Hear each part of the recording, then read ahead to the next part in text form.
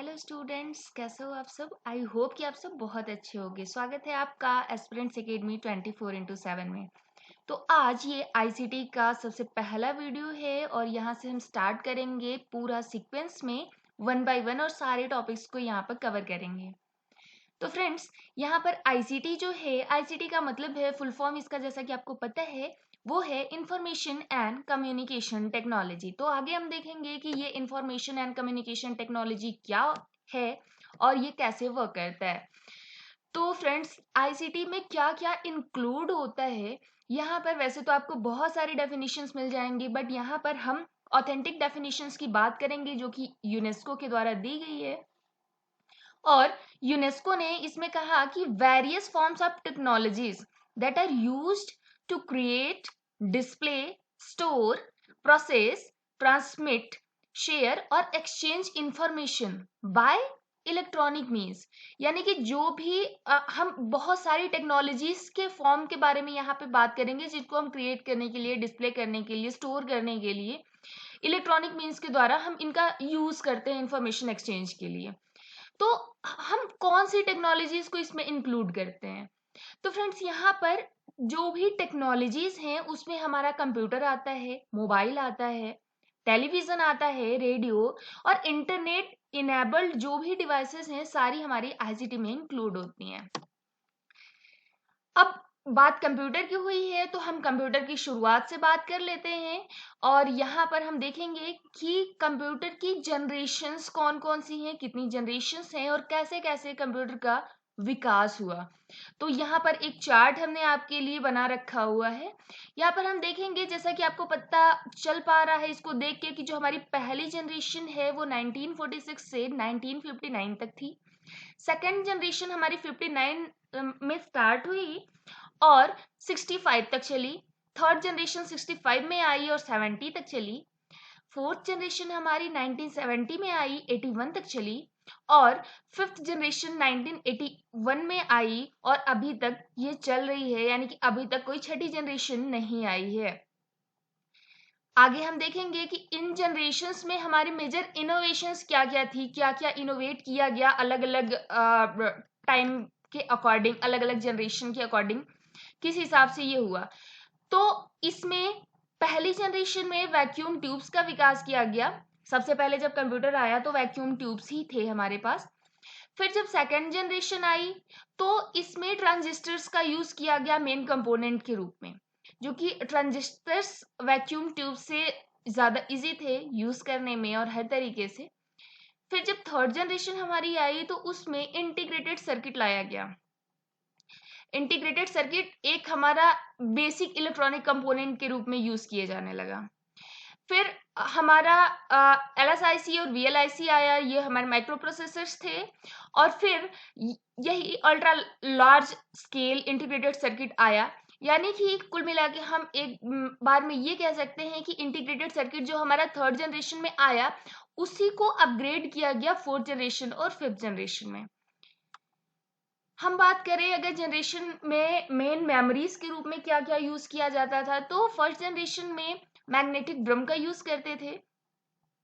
Second generation में हमारा RAM और रोम आया। थर्ड जनरेशन में पी रोम और डी रैम आया। फोर्थ जनरेशन में ईपी रोम और एस रैम आए। और फिफ्थ जनरेशन में EEP ROM, SIMM and DIMM ये सारे मेन मेमोरीज के रूप में हमारे यूज किए जाने लगे। तो लेकिन गाइस, इसमें हमें जो इंपॉर्टेंट चीज मैं आपको बता दूं वो ये कि ये जो हमारी मेमोरीज है, ये रैम रोम और पी रोम डी रैम, ये सारी चीजें हम आगे मेमोरीज में डिटेल में पढ़ेंगे। और मेमोरीज के जितने भी पार्ट हैं अभी तक जितने भी हैं हम सारे को डिटेल में पढ़ेंगे और कैसे वर्क करता है, क्या होता है, हम सारी चीजें आगे पढ़ने वाले हैं। आगे हम बात करेंगे एक्सटर्नल स्टोरेज के रूप में क्या यूज किया जाता था। तो फ्रेंड्स, यहाँ पर फर्स्ट जनरेशन में पंच कार्ड यूज किए जाते थे। सेकेंड जनरेशन जब आया तो उसमें मैग्नेटिक कैप्स लाया गया और मैग्नेटिक डिस्क लेके आए। फिर थर्ड जनरेशन में उन्होंने इम्प्रूव किया उसको और फ्लॉपी डिस्क लेके आए। फिर फोर्थ जनरेशन में फ्लॉपी के साथ साथ हार्ड डिस्क भी लेके आए, हालांकि अभी फ्लॉपी यूज नहीं करते। फिफ्थ जनरेशन में मैग्नेटिक डिस्क को मॉडिफाई किया गया और ऑप्टिकल डिस्क भी आए साथ में। अभी हम इनका यूज करते हैं। इनपुट आउटपुट डिवाइसेस के रूप में हम क्या यूज करते थे, तो पंच कार्ड था हमारा और पेपर था फर्स्ट जनरेशन में। सेकेंड जनरेशन की हम बात करें तो इसमें हम मैग्नेटिक टेप का यूज करते थे, पंच कार्ड भी यूज होते थे और आउटपुट के लिए पेपर का ही यूज करते थे। थर्ड जनरेशन में हम कीबोर्ड का यूज करने लगे इनपुट के रूप में और मॉनिटर का यूज करने लगे आउटपुट के लिए। फिर फोर्थ जनरेशन में भी मॉनिटर ही था हमारा आउटपुट के लिए।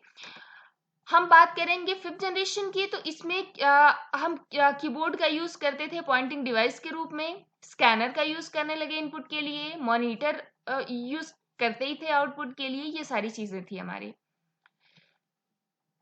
आगे हम बात करेंगे कि कौन कौन सी लैंग्वेजेस यूज होती थी। तो लैंग्वेजेस में फ्रेंड्स यहाँ पर फर्स्ट जनरेशन में सबसे पहले low level machine languages use की जाती थी जब सबसे पहले कंप्यूटर आया था। जब हम सेकेंड जनरेशन में आए तो यहाँ पर असेंबली लैंग्वेजेस यूज की जाती थी। कुछ हाई लेवल लैंग्वेजेस यूज करते थे, जैसे कि हम बेसिक का यूज करते थे, कोबोल का। यहाँ पर थोड़ा सा गलत टाइप हो गया है, ये कोबोल है, आप इसे देख लीजिएगा। फोर्ट्रान का यूज करते थे सेकेंड जनरेशन में। थर्ड जनरेशन जब आई तो इसमें बहुत सारी हाई लेवल लैंग्वेजेस का यूज किया जाने लगा। फोर्थ जनरेशन जब आई तो लैंग्वेजेस के साथ साथ हम एप्लीकेशन सॉफ्टवेयर्स का भी यूज करते थे। और फिफ्थ जनरेशन तो आपको पता ही है कि अब आर्टिफिशियल इंटेलिजेंस वर्क करता है एक्सपर्ट सिस्टम के रूप में, तो आप उसको बहुत अच्छे से यूज करते ही हैं। फिर हम बात करेंगे कि हमारा ऑपरेटिंग सिस्टम कौन सा यूज किया जाता था कब कब। फर्स्ट जनरेशन में जब सबसे पहले कंप्यूटर आया तो यहाँ पर कोई ऑपरेटिंग सिस्टम नहीं था, ह्यूमन ऑपरेटर्स थे जो कि स्विचेस को सेट करते थे।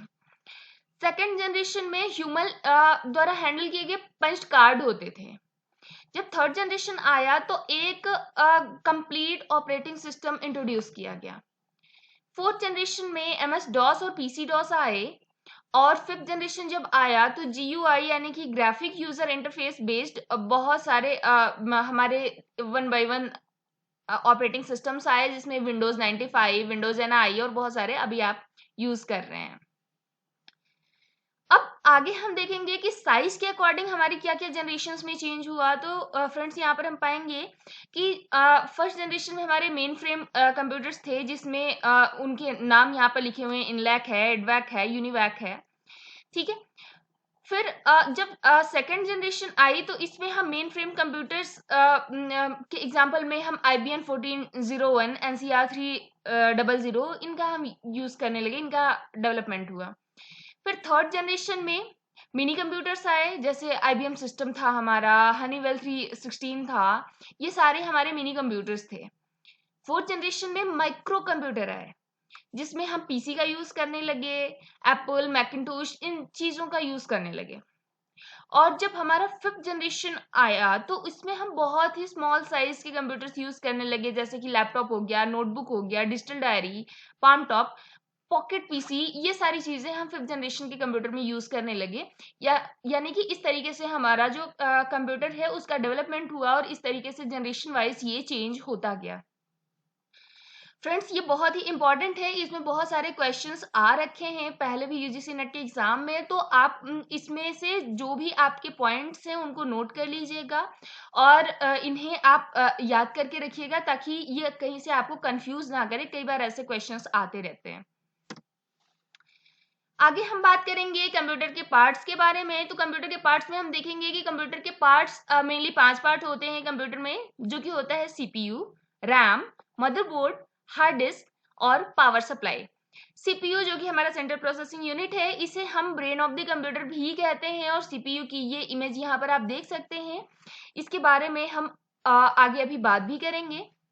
नेक्स्ट है रैम, जो कि हमारी एक मेमोरी है, रैंडम एक्सेस मेमोरी, और आप यहाँ पर रैम को देख सकते हैं इमेज में, और यहाँ पर आप पाएंगे कि ये हमारे जो भी पार्ट्स हैं इनकी इमेज हमने लगा रखी है, यहाँ से आप इनको पहचान भी सकते हैं देख के। और रैम जो है हमारा, इसके बहुत सारे पार्ट्स हैं और इनको हम 1 by 1 आगे हम पढ़ेंगे, जैसे कि हमने बताया कि हम मेमोरीज का सेक्शन अभी कवर करने वाले हैं फुल डिटेल में, तो उसमें हम पढ़ेंगे इसको। नेक्स्ट है मदरबोर्ड। तो मदरबोर्ड फ्रेंड्स यहाँ पर आप देख रहे हैं, ये आपका मदरबोर्ड है। मदरबोर्ड बेसिकली ये होता है कि ये एक तरीके का बोर्ड होता है जिसमें कंप्यूटर के सारे छोटे छोटे जो भी पार्ट्स होते हैं वो एक ही जगह पर फिक्स करके रखे हुए होते हैं, ताकि हमें इन्हें अलग अलग जगह कंप्यूटर में ना लगाना पड़े। मदरबोर्ड मेनली इसका बस इतना ही पर्पस है कि सारे छोटे छोटे पार्ट्स को एक जगह इकट्ठा करके हम एक जगह इसको सेट कर सके। अब ऐसे में हमें केवल मदरबोर्ड को ही सेट करने की जरूरत होती है, हर पार्ट को हमें इंडिविजुअली अलग अलग मैनेज नहीं करना होता है। नेक्स्ट है हार्ड डिस्क। हार्ड डिस्क हमारा एक सेकेंडरी मेमोरी है, जिसे आप यहाँ पर इमेज में देख पा रहे हैं। इसके बारे में भी हम आगे पढ़ने वाले हैं कि ये हार्ड डिस्क हमारा कौन सी मेमोरी में आता है और ये किस तरीके से वर्क करता है।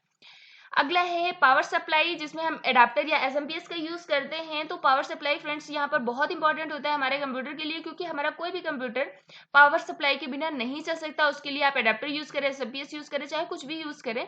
आप समटाइम्स आपको ये लग रहा होगा कि आप का जो लैपटॉप है वो पावर सप्लाई के बिना चलता है, तो नहीं, वो पावर सप्लाई के बिना नहीं चलता है। उसमें बैटरी होती है जो स्टोर करके पावर को रखती है, और उसके बाद में फिर से आपको उसको पावर देके चार्ज करना होता है।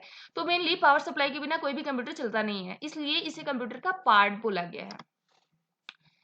नेक्स्ट हम बात करेंगे कंप्यूटर के पेरिफेरल्स के बारे में। तो सबसे पहले हमें ये पता होना चाहिए कि हमारे कंप्यूटर के पेरिफेरल्स होते क्या हैं। तो फ्रेंड्स यहाँ पर पेरिफेरल्स वो डिवाइसेस होती हैं जो कि हम यूज करते हैं इंफॉर्मेशन को पुट करने के लिए या फिर इंफॉर्मेशन को लेने के लिए एक कंप्यूटर से। ये हार्डवेयर कंपोनेंट्स होते हैं जो कि एक यूजर को हेल्प करते हैं ताकि वो कंप्यूटर पर वर्क कर सके। ये कोई ऐसा कोर कंप्यूटिंग प्रोसेस को परफॉर्म नहीं करते हैं। बस ये हार्डवेयर डिवाइसेस होती हैं, और ये कहीं भी एक्सटर्नली या इंटरनली कनेक्टेड डिवाइसेस हमारी हो सकती हैं।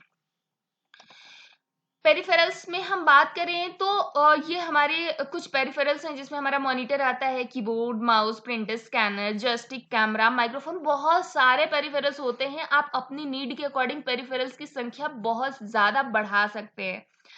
तो मैं फिर से बता दूं, पेरिफेरल्स हमारी वो डिवाइसेस होती हैं जो कि हमें हेल्प करती हैं ताकि हम कंप्यूटर पर वर्क कर सकें। ये हमारी कोई एसेंशियल डिवाइसेस नहीं होती हैं, ये हमारे काम के अकॉर्डिंग हम अपने हिसाब से इनको ऐड करते हैं कि हमें किन किन डिवाइसेस की जरूरत है हमारे वर्क को परफॉर्म करने के लिए। अब अगर आपके दिमाग में ये आ रहा होगा कि बिना मॉनिटर की तो हम कोई भी काम कंप्यूटर पर परफॉर्म नहीं कर सकते, तो ये तो एसेंशियल हो जाएगा, फिर ऐसे में हमारी चॉइस कहाँ रह गई। तो फ्रेंड्स मैं आपको बता दूं कि कंप्यूटर, आप केवल उस कंप्यूटर मशीन की बात कर रहे हैं जिसपे आप टाइपिंग एंड डिस्प्ले ये सारे काम आप देखते हैं जो आपके सामने शायद होगा, आप उसकी बात कर रहे हैं। लेकिन कंप्यूटर का यूज और भी बहुत सारे फील्ड्स में किया जाता है, जैसे कि हम रोबोट में भी कंप्यूटर का यूज करते हैं, लेकिन वहां पर हमें मॉनिटर की जरूरत तो नहीं होती। तो ऐसे में हम मेन कंप्यूटर जो टेक्नोलॉजी है हम उसकी बात कर रहे हैं, और पेरिफेरल्स को यूज करके हम एक पीसी का निर्माण करते हैं। तो हम उसमें मॉनिटर, कीबोर्ड हमारे एसेंशियल डिवाइसेस के रूप में होते हैं, क्योंकि हम उस पर काम नहीं कर सकते बिना माउस कीबोर्ड के। नेक्स्ट हम बात करेंगे कंप्यूटर के हमारे कौन कौन से टाइप्स होते हैं। तो फ्रेंड्स यहाँ पर हमारे जो कंप्यूटर है उसके दो तरीके से उसको कैटेगराइज किया गया है। पहला साइज के बेसिस पर, और दूसरा डेटा हैंडलिंग कैपेबिलिटीज के बेसिस पर। हम साइज के बेसिस पर बात करें तो हमारा जो सबसे छोटा कंप्यूटर होता है वो पीसी होता है। उसके बाद आता है मिनी कंप्यूटर, फिर वर्क स्टेशन, फिर मेन फ्रेम, और उसके बाद आता है super computer. Data handling capabilities के बेसिस पर अगर हम बात करें तो इसमें हमारे तीन तरीके के कंप्यूटर्स आते हैं, जिसमें एनालॉग कंप्यूटर है, डिजिटल कंप्यूटर है एंड हाइब्रिड कंप्यूटर है। आइए आगे हम देख लेते हैं कि ये हमारे जो कंप्यूटर के टाइप्स हैं ये क्या होते हैं और ये कैसे वर्क करते हैं। तो जो सबसे हमारा छोटा कंप्यूटर होता है उसका नाम है पीसी, यानी कि पर्सनल कंप्यूटर। इसमें लिमिटेड नंबर के सॉफ्टवेयर्स हम यूज कर सकते हैं। सबसे छोटा होता है ये साइज में, और ये मेनली पर्सनल यूज के लिए डिजाइंड होता है, और इसे यूज करना भी काफी ज्यादा इजी होता है। हम बात करें मिनी कंप्यूटर की तो इसका वेट भी काफी लो होता है। क्योंकि इसका वेट काफी लो है इसलिए इसको कहीं भी इजीली कैरी किया जा सकता है।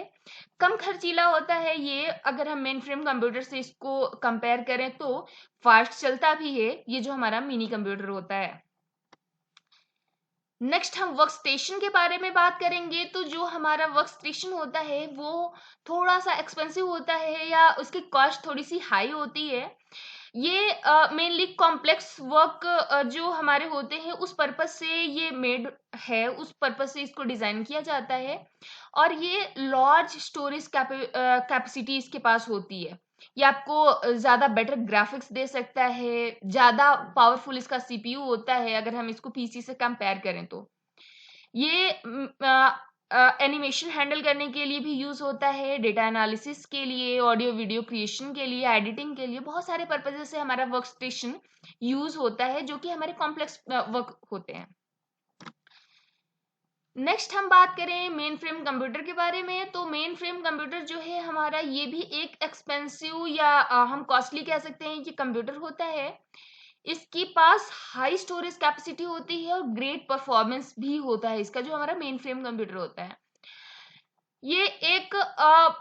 ये प्रोसेस कर सकता है बहुत बड़े डेटा को, जैसे कि हमारा बहुत बड़े डेटा, बैंकिंग सेक्टर के डेटा को हम बोल सकते हैं। बहुत ही फास्ट वे में ये परफॉर्म करता है और बहुत ही फास्ट वे में इसको प्रोसेस कर सकता है। बहुत ही स्मूथ चलता है और ये एक लंबे टाइम तक चलता है, इसकी एक बहुत ही लंबी लाइफ होती है। नेक्स्ट हम बात करें सुपर कंप्यूटर के बारे में। तो सुपर कंप्यूटर के बारे में आपने सुना भी होगा पहले। और सुपर कंप्यूटर हमारे वो कंप्यूटर्स होते हैं जो कि सबसे ज्यादा फास्ट होते हैं और बहुत ही ज्यादा एक्सपेंसिव भी होते हैं।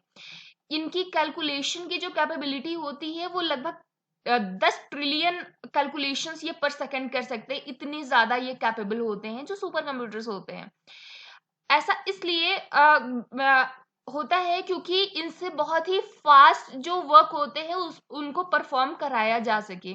ये बहुत बड़े बड़े कामों के लिए यूज करते हैं, जैसे कि स्टॉक मार्केट हो गया, बड़ी ऑर्गेनाइजेशन जैसे ऑनलाइन करेंसी वर्ल्ड को मैनेज करने के लिए, बिटकॉइन वगैरह, इन सारी चीजों के लिए, साइंटिफिक रिसर्चेस के लिए, डेटा एनालाइज करने के लिए, और सोलर सिस्टम, सैटेलाइट, इन सारी चीजों को मैनेज करने के लिए हम सुपर कंप्यूटर्स का यूज करते हैं, ताकि उसमें हमारा कोई दिक्कत ना आए, कोई स्पीड की दिक्कत या किसी भी तरीके की प्रॉब्लम ना आए। ये इतने ज्यादा फास्ट कंप्यूटर्स हमारे होते हैं। जो हमारे सुपर कंप्यूटर की परफॉर्मेंस होती है वो मेजर की जाती है फ्लॉप्स में। फ्लॉप्स जो होता है इसका फुल फॉर्म होता है फ्लोटिंग पॉइंट ऑपरेशंस पर सेकंड। तो ये था हमारा सुपर कंप्यूटर। अब फ्रेंड्स, एक आपसे क्वेश्चन है कि सुपर कंप्यूटर्स के कुछ नाम होते हैं। आप कम से कम 2 सुपर कंप्यूटर के नाम हमें बताइएगा और साथ में हमें ये भी बताइएगा कि सबसे तेज सुपर कंप्यूटर अभी तक का कौन सा है। आप उनके नाम कमेंट बॉक्स में लिखिएगा, हम उसको देखेंगे कि आपके कॉन्सेप्ट्स कितने क्लियर हैं। तो आज के वीडियो में इतना ही। आई होप कि टॉपिक आपको क्लियर हुआ होगा और आप ये वीडियो डेली आती रहेगी, आप बस जुड़े रहिए और आपकी तैयारी यहाँ से पूरी कंप्लीट होने वाली है, जहाँ से हम इसको पाएंगे।